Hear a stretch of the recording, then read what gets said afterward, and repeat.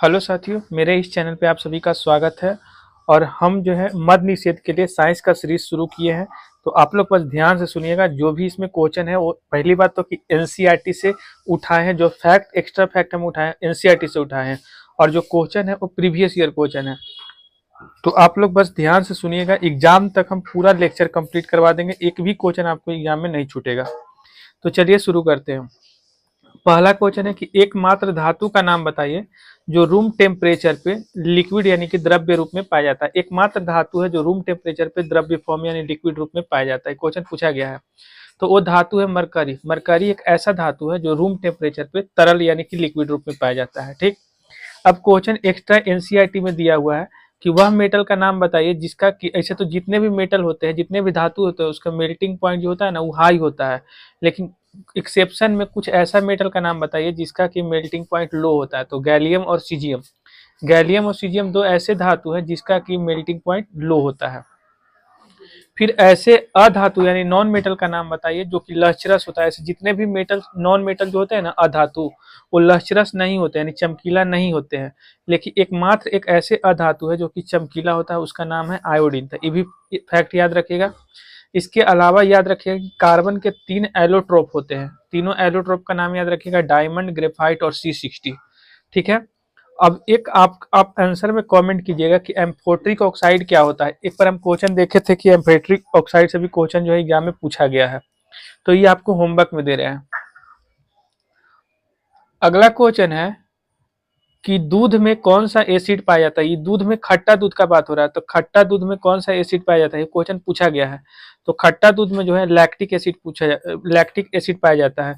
और ये एनसीईआरटी में भी दिया हुआ है। आप एनसीईआरटी बुक में एसिड बेस साल्ट चैप्टर देखिएगा तो उसमें साफ साफ लिखा हुआ है कि एसिड में जो है वो लैक्टिक एसिड पाया जाता है। ये दूध में लैक्टिक एसिड पाया जाता है।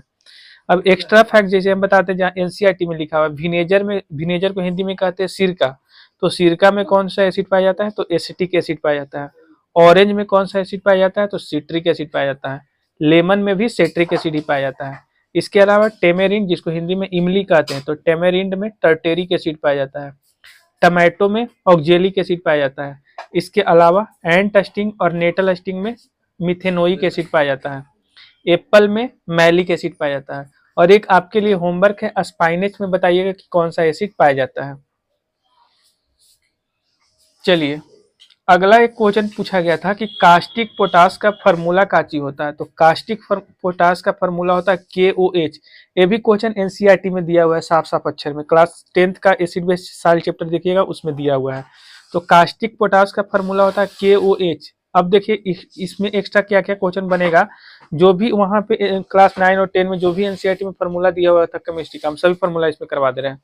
बुझा हुआ चूना का फार्मूला होता है calcium hydroxide CaOH whole twice.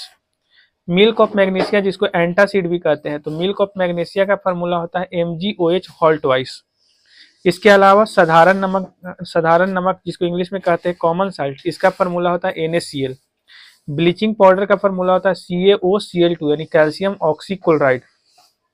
Baking soda यानी खाने वाला सोडा का फार्मूला होता है NaHCO3 यानी कि सोडियम बाइकार्बोनेट। इसके अलावा बासिंग सोडा का फार्मूला होता है Na2CO3 10H2 यानी sodium carbonate decahydrate. Na2CO3 10H2 ये बासिंग सोडा का फार्मूला होता है।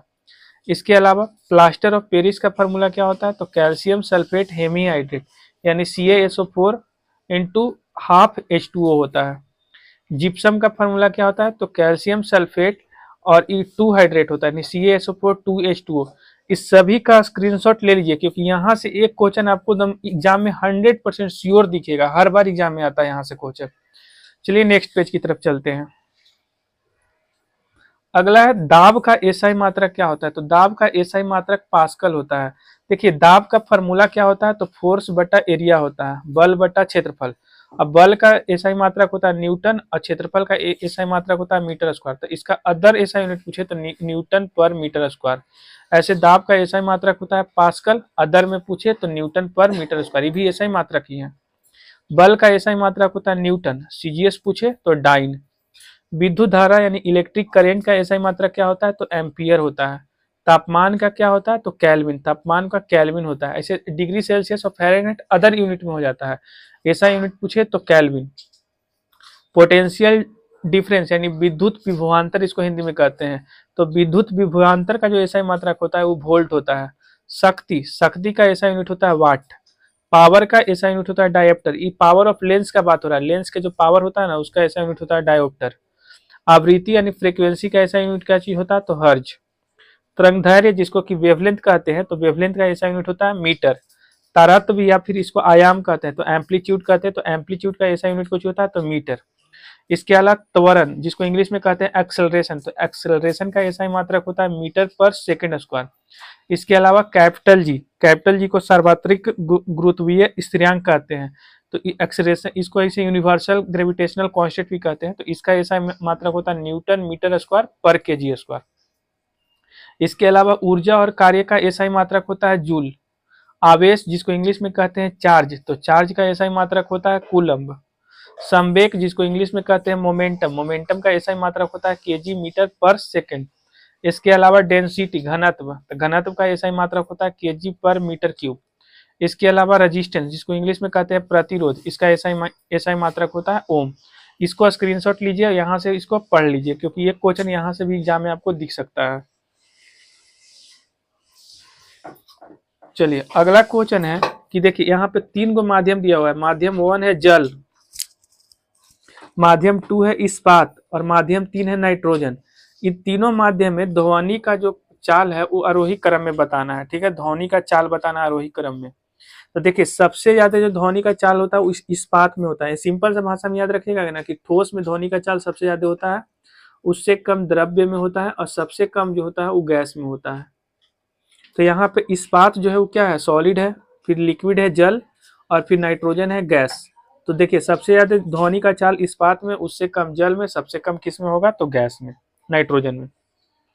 ध्वनि जो है वो कैसा तरंग है, तो लॉन्गिट्यूडनल मैकेनिकल वेव है। ये भी एग्जाम में बहुत बार क्वेश्चन पूछा गया है कि ध्वनि कैसा तरंग है, तो लॉन्गिट्यूडनल मैकेनिकल वेव है, लॉन्गिट्यूडनल मैकेनिकल तरंग है एक तरीका से। और ध्वनि जो है वो वैक्यूम में ट्रेवल नहीं करता है, ये बात याद रखिएगा, ध्वनि जो है वैक्यूम में ट्रेवल नहीं करता है। और ध्वनि के जो लाउडनेस है इसको डेसिबल में मापा जाता है। वही क्वेश्चन है इसमें शामिल के जहां से एग्जाम में क्वेश्चन पूछने का संभावना ज्यादा बनता है और सब एनसीईआरटी का फैक्ट है, ठीक है। ध्वनि के लाउडनेस को काची में मेजर करते हैं, डेसिबल में। और देखिए इको सुनने के लिए, प्रतिध्वनि जिसको कहते हैं, इको सुनने के लिए टाइम गैप कितना होना चाहिए, तो 0.1 सेकंड होना चाहिए। पिछला बार बिहार पुलिस में क्वेश्चन पूछा गया था कि इको को सुनने के लिए टाइम गैप कितना होना चाहिए, तो 0.1 सेकंड होना चाहिए। और साउंड लेवल को काची से मापते हैं, तो ऑडियोमीटर से मापते हैं, तो ये भी याद रखिएगा। चलिए आज का लास्ट क्वेश्चन है कैपिटल जी का, जिसको हिंदी में कहते हैं सार्वत्रिक गुरुत्वीय स्थिरांक, इंग्लिश में कहते हैं यूनिवर्सल ग्रेविटेशनल कांस्टेंट। इसका वैल्यू कितना होता है, तो 6.67 गुने 10 के पावर -11 न्यूटन मीटर स्क्वायर पर केजी स्क्वायर होता है। ये बात याद रखिएगा कि कैपिटल जी का वैल्यू कितना होता है, तो 6.67 गुने 10 के पावर -11 न्यूटन मीटर स्क्वायर पर केजी स्क्वायर, ठीक है। अगर स्मॉल जी का वैल्यू पूछे तो 9.8 मीटर पर सेकंड स्क्वायर। ये जो है ना स्मॉल, इसको गुरुत्वीय त्वरण भी कहते हैं हिंदी में, तो गुरुत्वीय त्वरण इंग्लिश में कहते हैं एक्सेलरेशन ड्यू टू ग्रेविटी। इसका सबसे जी का वैल्यू सबसे ज्यादा कहाँ पे होता है, तो पोल पे होता है सबसे ज्यादा जी का वैल्यू। सबसे कम कहाँ पे होता है, तो इक्वेटर पे होता है, सबसे कम इक्वेटर पे, सबसे ज्यादा पोल पे। और अर्थ के, पृथ्वी के केंद्र पे जो जी का वैल्यू है वो 0 होता है, ये बात याद रखेगा। पृथ्वी के केंद्र पर जी का वैल्यू 0, सबसे अधिक पोल पे, ध्रुव इसको कहते हैं इंग्लिश में, और सबसे कम विषुवतीय रेखा पे। जैसे जैसे पृथ्वी से ऊपर जाएंगे या जैसे जैसे पृथ्वी से नीचे जाएंगे जी का वैल्यू घटेगा। जी का वैल्यू चंद्रमा पे जो है अर्थ के वैल्यू का 1/6 होता है, तो ये भी फैक्ट याद रखिएगा, ठीक है। बाकी इसी तरीके से हम साइंस का वीडियो भी आपको देते रहेंगे। चैनल को सब्सक्राइब करके रखिएगा, बेल आइकन को प्रेस कर लीजिएगा।